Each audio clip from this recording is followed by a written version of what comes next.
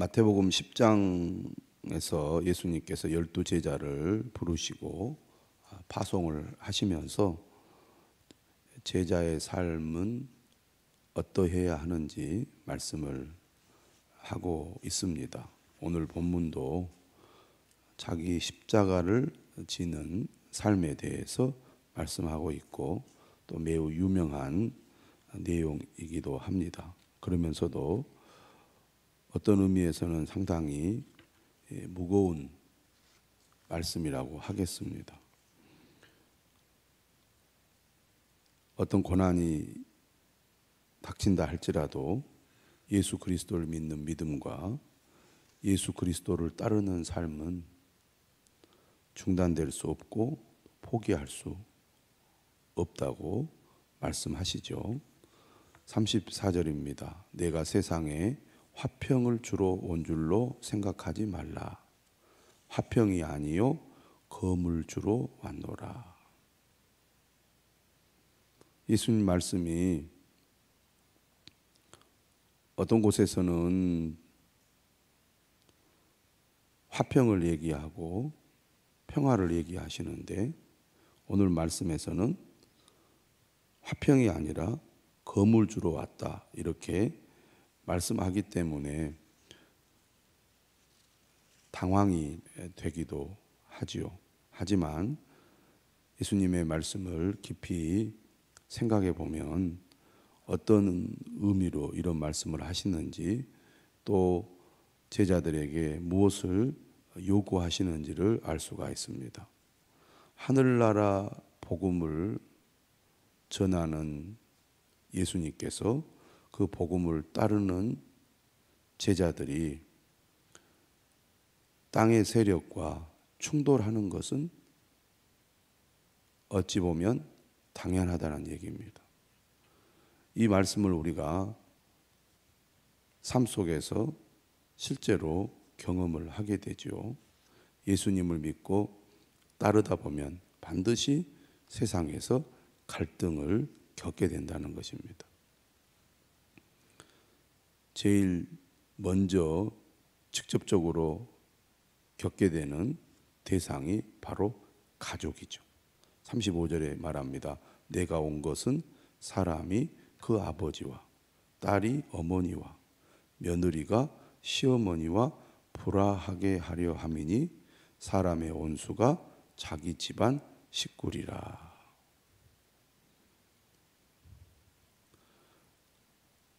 믿지 않는 집안에서 맨 처음 예수 그리스도를 믿는 사람들은 대부분 이런 경험을 하게 됩니다. 특히 집안이 유교 사상이 투철하거나 아니면 다른 종교를 가지고 있는 집안일 경우에는 더더욱 반대가 심하고 또 갈등이 심해질 수밖에 없지요. 이때 많은 사람들은 신앙생활을 시작했다가도 도중에 포기하게 됩니다. 우리가 일본에 선교를 하는데 일본이라는 나라는 기독교 인구가 1%도 되지 않습니다.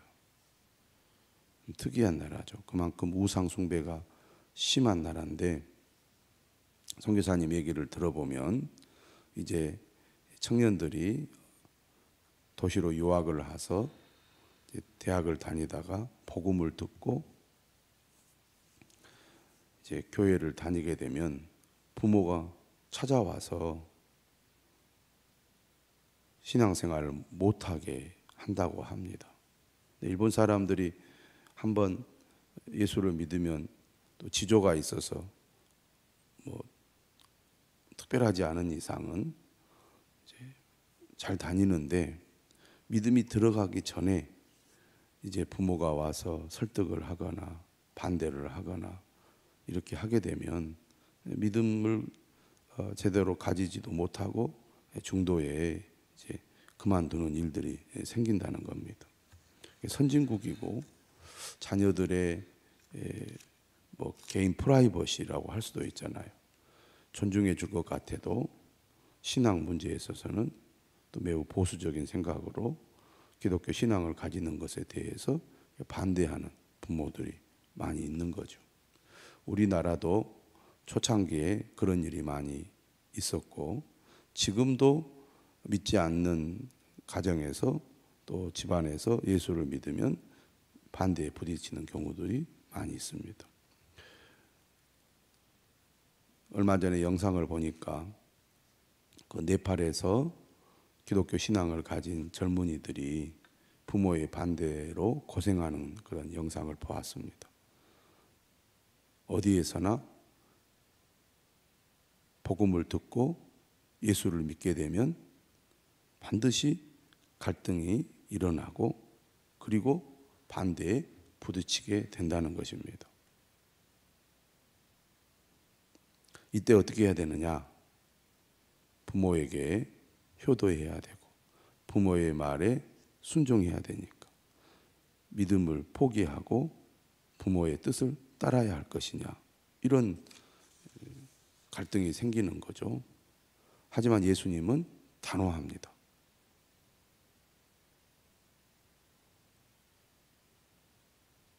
부모와 자녀의 관계, 부모에게 순종하고 또 자녀를 사랑하는 것은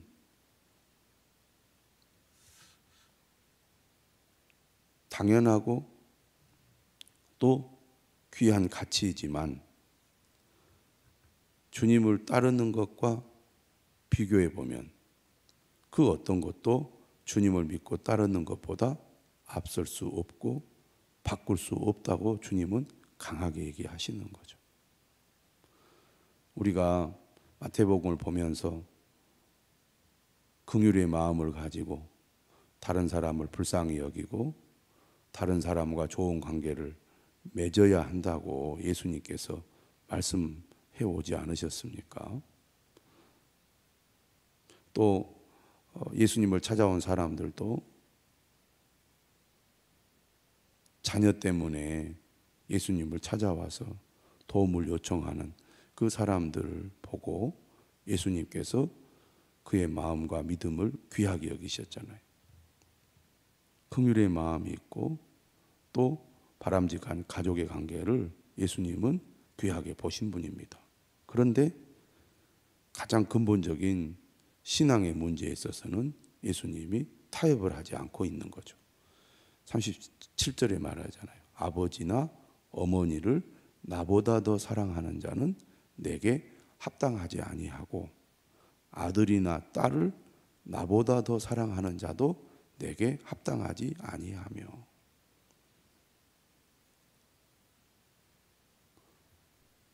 믿는다는 것은 사랑한다는 것이다, 이렇게 얘기하고 있습니다. 주님을 진정으로 믿고 따른다는 것은 주님을 사랑하는 것을 의미한다. 사랑하게 되면 그 사랑의 대상이 내게 가장 크고 내게 가장 소중하고 내 삶의 가장 우선순위가 되는 것이죠. 진정한 믿음이란 주님을 사랑하는 것이고 주님을 사랑한다는 것은 우리의 삶의 최고의 가치 그리고 우선순위가 주어지는 것이다, 그런 얘기입니다. 우리가 이렇게 생각을 하고 신앙생활을 합니다. 가족을 위해서 신앙생활을 하죠. 더 직접적으로 얘기하면 자녀들을 위해서 신앙생활을 하는 경우가 많습니다. 자녀들을 위한다면 내가 신앙생활도 한다는 얘기죠. 그런데 반대로 자녀들에게 도움이 되지 않거나 자녀들에게 해롭게 된다면 신앙을 버릴 수도 있는 것이 부모입니다. 또 가족관계가 그렇죠.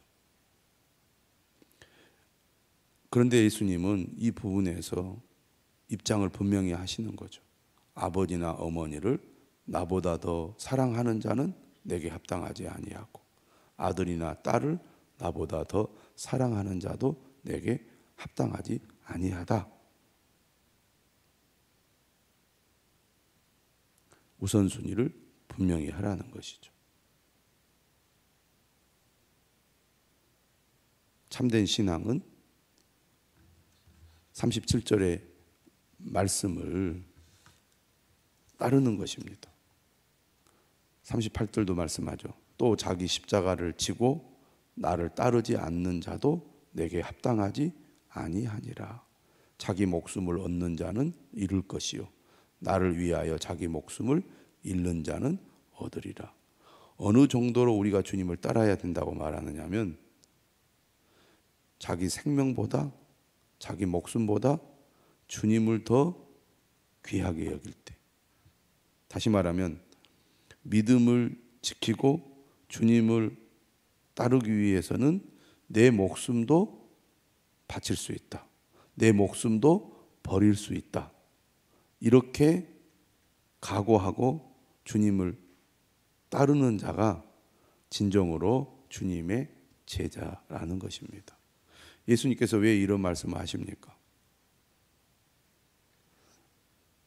고난이나 박해는 사람을 좌절시켜서 믿음을 포기하게 만들기 때문입니다. 사람들이 신앙생활 하다가 그만두는 이유가 여러 가지가 있겠지만 고난을 당하고 삶이 힘들어지면 포기하기가 쉽습니다. 가족이 강하게 반대하는데 흔들리지 않을 사람이 어디 있겠으며 자녀들의 문제로 인하여 어려움을 겪는데 그것을 외면하고 계속 신앙생활을 하는 것도 쉽지 않습니다.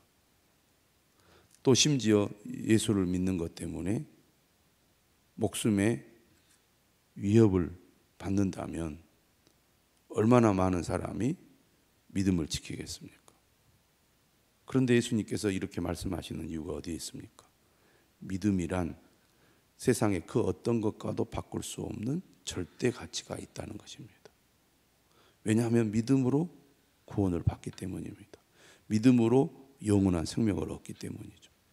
믿음을 우리가 가지고 구원을 받아야 이 땅에서의 모든 삶도 의미가 있고 가치가 있기 때문입니다.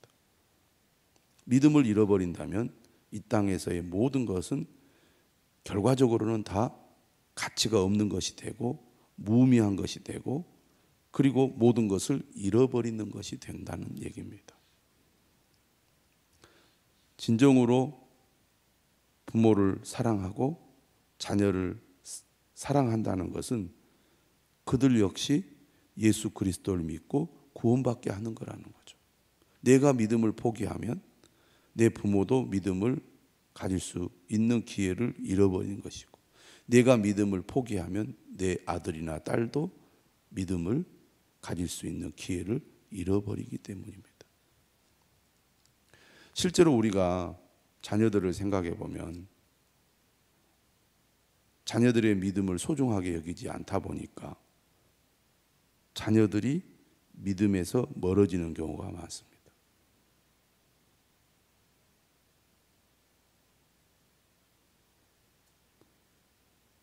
다시 말하면 자녀들이 건강하게 잘 자라고 공부 잘하고 좋은 대학에 가고 좋은 직장에 취직하고 또 좋은 가정을 이루어서 잘 살면 된다. 이런 생각이 대부분의 부모들의 마음이죠.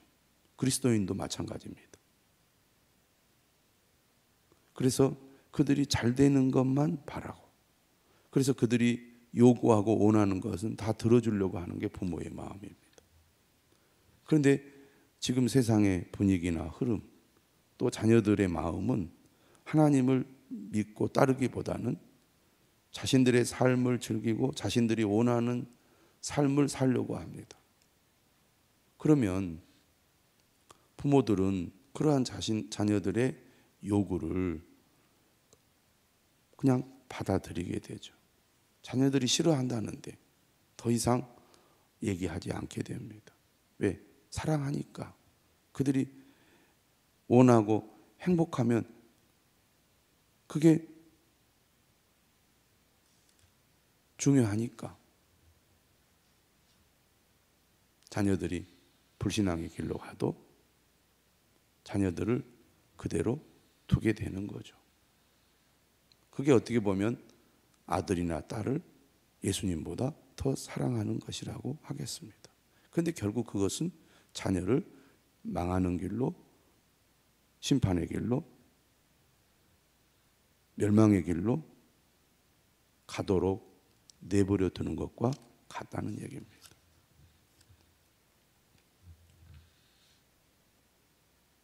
오늘 예수님 말씀합니다. 자기 목숨을 얻는 자는 잃을 것이요 나를 위하여 자기 목숨을 잃는 자는 얻으리라.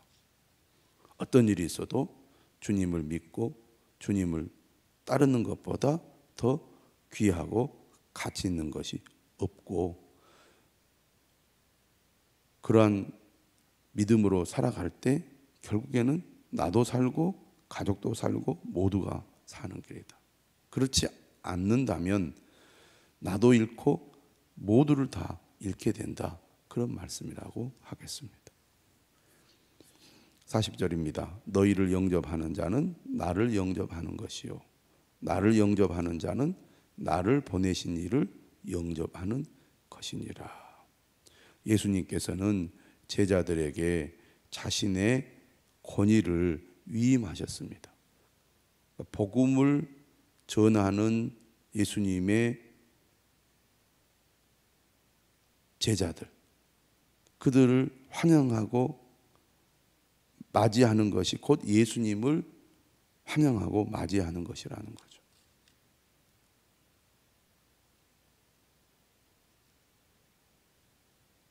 예수님께서 제자들을 파송하셔서 하나님 나라 천국 복음을 전파하시고 예수님께서 맡기신 사역을 수행할 때 주님은 그들에게 권위를 위임하셔서 그들을 환대하는 것이 곧 예수님을 환대하는 것이라고 말씀을 하고 있습니다.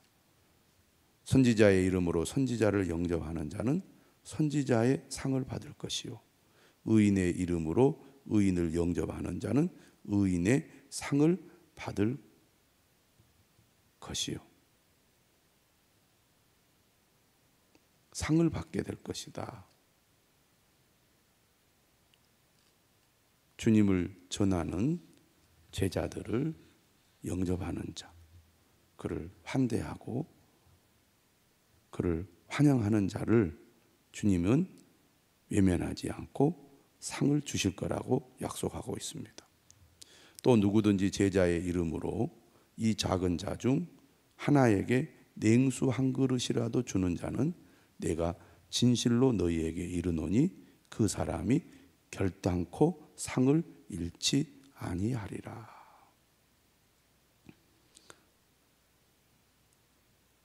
예수님께서는 제자들이 매우 힘이 없고 작은 자이지만 주님이 그들과 함께 하시고 또 주님의 권위를 위임하셔서 그들이 예수님의 이름으로 예수님을 증거하는 귀한 일을 감당하고 있다고 격려하면서 사람들이 제자들을 통하여 상을 얻게 될 거라고 약속을 하고 있습니다. 복음은 누구를 통해서 전해집니까? 복음을 전하는 자, 주님의 제자들을 통해서 전해지죠. 오늘 믿음의 공동체, 제자 공동체가 복음을 전할 때 그들이 전하는 복음을 받아들이는 자가 구원을 받는 겁니다. 그들이 전하는 하나님의 말씀을 듣고 따르는 자가 하나님의 생명을 얻고 하늘의 상을 받는 거죠. 그래서 복음을 전하는 자, 말씀을 가르치는 자, 하나님의 나라를 위해서 일하는 교회 공동체를 귀하게 여겨야 한다는 것이죠. 오늘 우리 모두 예수님의 진정한 제자가 되시기를 바랍니다.